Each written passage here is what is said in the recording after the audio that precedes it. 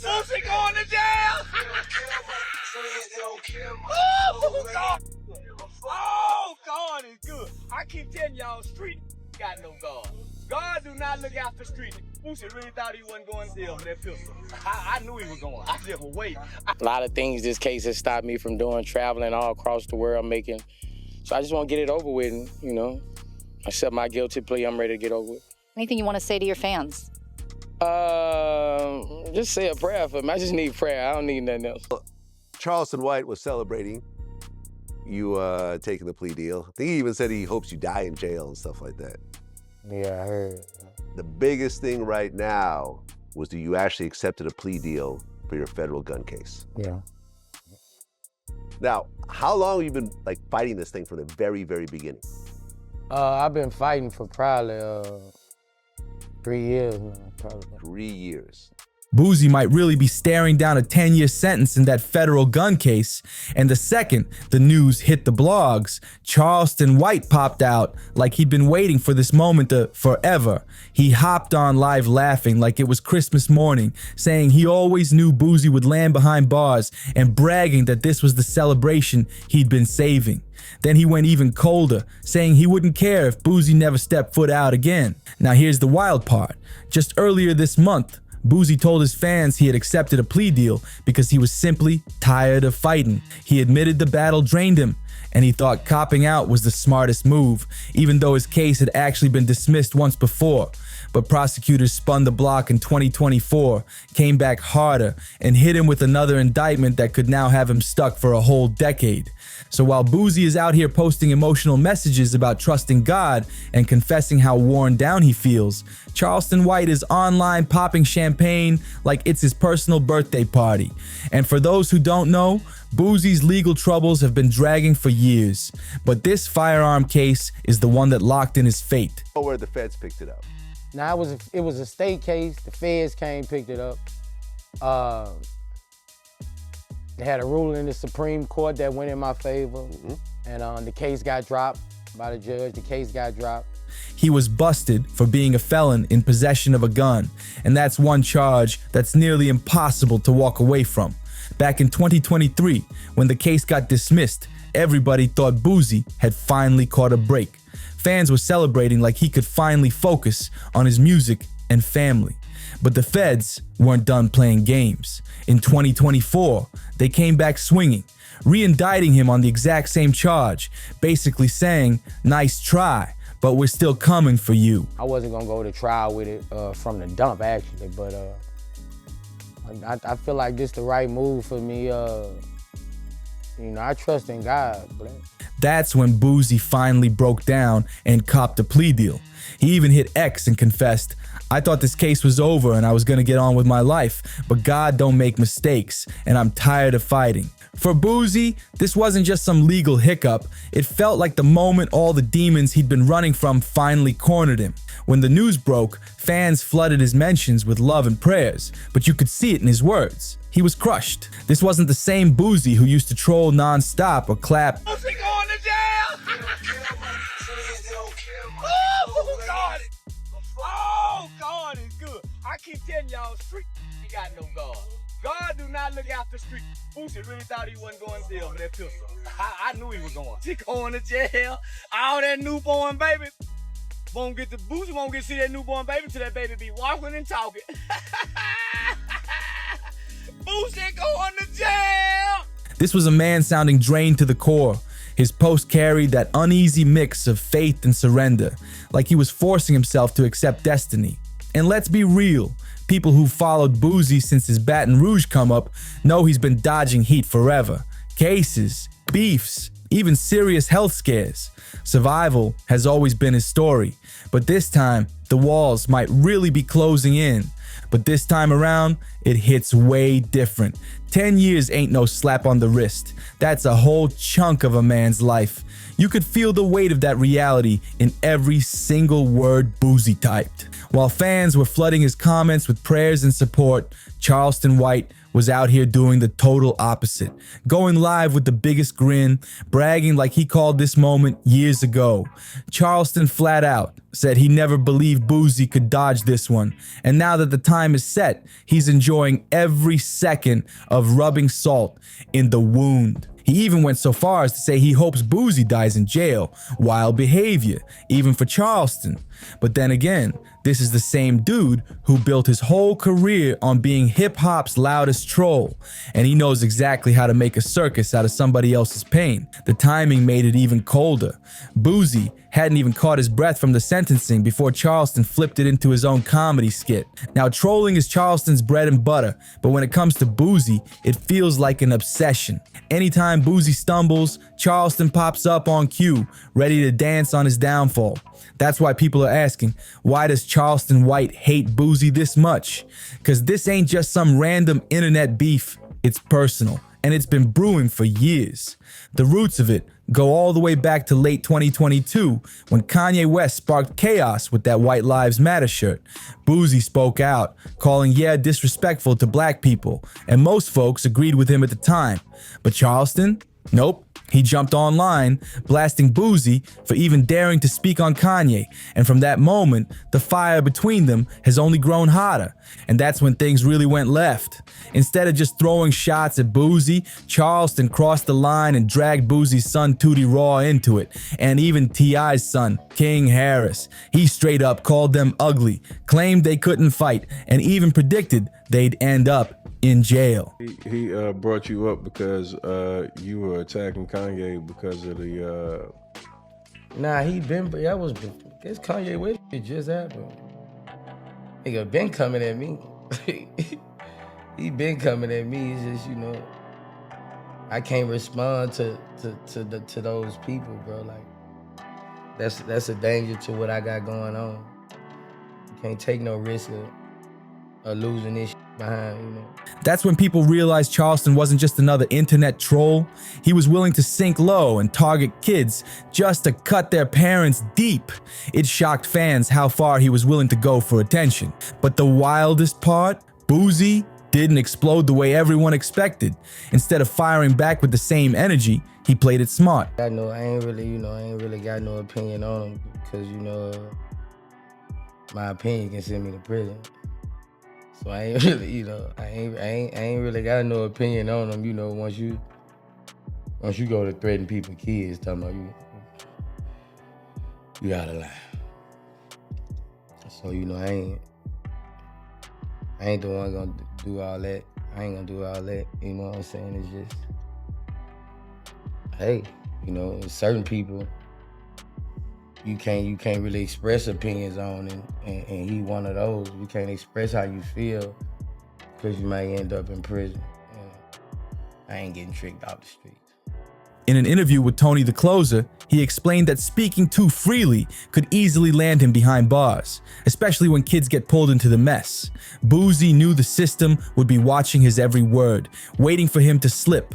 So instead of wilding out, Boosie kept it measured, holding back when people thought he'd snap.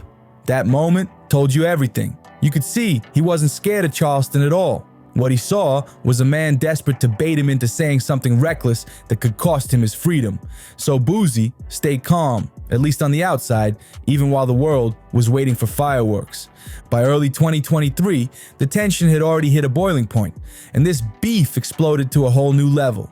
Charleston was already clowning T.I. over his paperwork party when Boosie's son Tootie decided he'd had enough and clapped back, calling Charleston old, messy, and even telling him to go die. But Charleston, being Charleston, didn't just respond. He cranked it up 10 times worse. He jumped on live and said, "I hope your daddy died from that diabetes. I hope they don't send the insulin over 1 month." Like, who even says that? He basically wished death on Boosie just to crush Tootie emotionally. And then, as if things weren't messy enough, Tootie actually got arrested later that same month on gun charges, and Charleston wasted no time claiming credit. Charleston went online bragging that he was the one who called the cops, sent in pictures, and tipped off the Department of Public Safety. He even claimed law enforcement was already watching Tootie because, according to him, Boosie was a 6-time convicted murderer who used children to kill people. That's when the whole thing went from petty trolling to real-life consequences, and fans knew this wasn't just jokes anymore. And not even 3 months later, Boosie himself got snatched up in San Diego right after a court hearing. And of course, Charleston couldn't resist turning it into a show. He hopped on Instagram Live laughing, saying this was all part of God's plan, and even compared Boosie to Daniel in the lion's den, claiming prison was his divine test of survival. Charleston twisted Boosie's arrest into a full-blown sermon, acting like the man's pain was some kind of divine punishment. Fans couldn't even tell if he was being serious or just trolling for views. But either way, it came off flat out disrespectful. Just them white folk, Boosie, you done got too much. You done let these niggas play you too motherfuckers. This internet book dumb and it. Say what little Tootie gonna do now? What little to say? Listen, Vlad TV. Vlad post everybody going to jail but Boosie. Somebody tag Vlad TV. Months later, Boosie finally broke his silence on Vlad TV. He admitted straight up that he didn't even want Vlad interviewing Charleston after all the wild things he said about Tootie. And once again, Boosie made it clear. And say he gonna put you in prison, even if you threaten him or say something about him and he's got facts to where he's put people in prison, I can't take a chance of getting involved with that. Well, listen, I don't want anything to happen. He's like, I'm gonna call. I seen him on some shit. He gonna call somebody. PO. Oh yeah, no. He calls people. He gets people arrested for threats and stuff like that. But I'm not threatening. He wasn't scared. He was just focused on staying free. He even said it himself. But the truth is, even while Boosie tried to play it cool, you could tell Charleston was living rent-free in his head. Then came early 2024, when the beef bled straight into streaming culture. Aiden Ross was supposed to have Boosie on his stream, but Boosie passed because he didn't want to deal with Charleston's nonsense. Next thing you know, Aiden flipped the script, claiming he turned Boosie down out of loyalty to Charleston White. I'm gonna put your in jail, waiting for the FBI to send me the right kind of number, because I'm finna make a report on your mother. People. You make the man call your name specifically. The promoter specifically said your mother ain't Lil Boosie. He implemented you and implicated you. Finna go to jail, back to jail. You gonna be on your knees, but them knees gonna be bleeding again. That lie went viral until DJ Vlad himself jumped in, dragging Aiden for siding with the guy who once praised Hitler and denied the Holocaust. That whole fiasco showed how deep Charleston's shadow had stretched. Even young streamers were using his name as clout currency. And still, Charleston wasn't done. By March, he popped back online, claiming Boosie had allegedly warned promoters not to book him. I feel, I trust in God, man. This crazy. Instead of letting it slide, Charleston spun it into another rant, saying he'd already contacted the feds and was ready to get Boosie locked up again over what he called threats. Charleston even dragged Boosie's health into the mud just to make his insults cut deeper. He went live swearing up and down that he'd get Boosie jammed up through the FBI.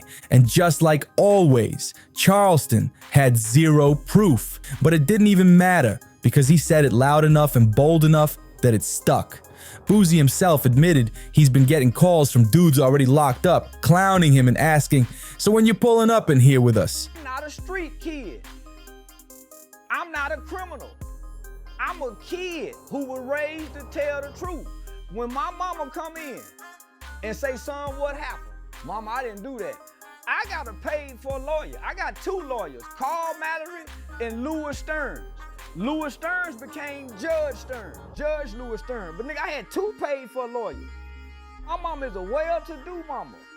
I'm just playing, I ain't playing. I'm an adolescent going through an adolescent stage of rebelliousness. I ain't no street. Hell yeah, I'm gonna tell on you. I've been telling since I was a little bitty boy. Imagine that, already carrying the weight of a possible 10-year federal bid, and now you're hearing people on the inside cracking jokes before you even touch the yard.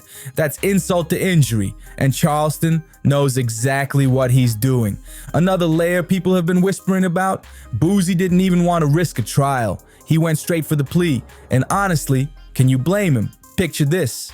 For some wild reason, Charleston White showing up in court.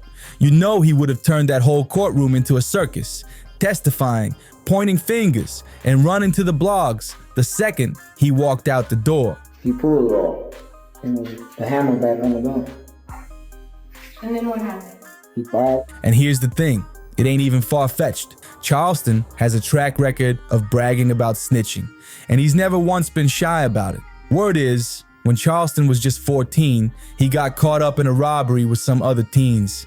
During that robbery, one of them, Antoine Doolittle, pulled the trigger and killed a man named Michael Levy. And what happened next? Charleston's name been tied to telling ever since. When it came time for court, Charleston actually testified against him.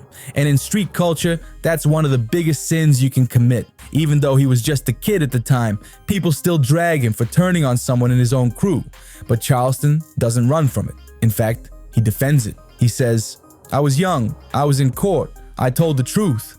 That's not snitching, that's survival." That's how he tries to justify snitching, in his own words. But here's where it gets messy. Recently, footage from that old juvenile case resurfaced online, and the internet lit up all over again. People were calling him out as a hypocrite, saying, "You can't preach street code one day and then brag about testifying the next." And the clip they dug up, it's the exact one fans keep replaying to drag him down. Charleston, being Charleston, didn't back down though. He doubled down, proudly saying he never lived by no street code and doesn't care who's mad about it. And that's what makes it even wilder, because while he'll openly admit to snitching himself, he'll still point fingers and call other rappers rats without blinking. When you stack everything up, it's easy to see why folks are side-eyeing Boosie's decision to skip trial and grab that plea deal. The last thing he wanted was to risk a courtroom where Charleston White might somehow slide in and run his mouth. This is the same man who brags about calling the cops, setting people up, and proudly admits he testified back when he was a teenager. And if Charleston had even the slightest chance to be part of the process, you already know he would have turned that courtroom into his personal stage show. Picture him pointing fingers, cracking jokes in front of the jury, then hopping on live right after, bragging, "I helped put Boosie away." That's not exaggeration. That's exactly the way Charleston moves, which is why Charleston is celebrating so loud right now. To him, Boosie's situation isn't just another rapper caught slipping, it's karma coming full circle. It's proof, at least in Charleston's eyes, that everything he's been trolling and mocking about is finally hitting reality. And when you trace it back, the beef starting in 2022, the shots at Tootie, the constant arrests, the non-stop trolling, the snitching, this whole saga feels less like coincidence and more like Charleston has been waiting for this exact moment to happen. Maybe Charleston's been praying for this very moment. Boosie staring down the barrel of a possible 10 years. Right now, Boosie isn't behind bars yet. But with that plea deal on the table, the reality is he could be headed straight to prison for a whole decade. And while Boosie is holding on to faith, Charleston White is clowning like he's already claimed the victory. And the streets are split. Some laughing, others waiting to see if the hammer really drops. But here's the part that cuts the deepest. If Charleston is this loud while Boosie's still technically free, just imagine the circus he's gonna create if Boosie actually gets sentenced. The trolling, the live streams, the celebrations. It'll be chaos like we've never seen before. So what do you think? Will Boosie really get hit with the full 10 years, or is there still a chance he can dodge it? Drop your thoughts in the comments, hit that like button, subscribe, and share this video, and I'll catch you on the next one.